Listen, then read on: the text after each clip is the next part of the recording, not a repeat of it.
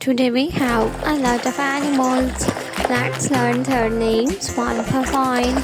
Are you ready, kids? Let's start.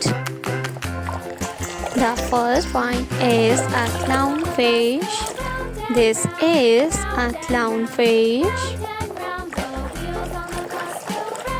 A clownfish.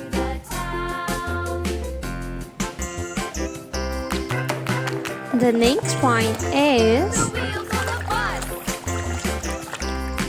a starfish. This is a starfish. The next one is elephant. This is elephant.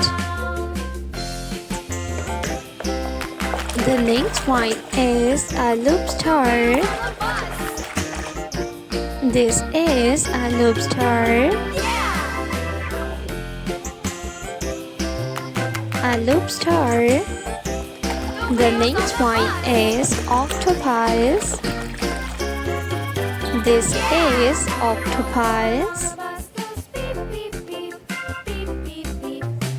Octopus. The next one is a lion. This is a lion.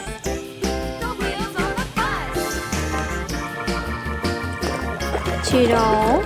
This is giraffe. Giraffe. The next one is a frog. This is a frog. A walrus. This is a walrus.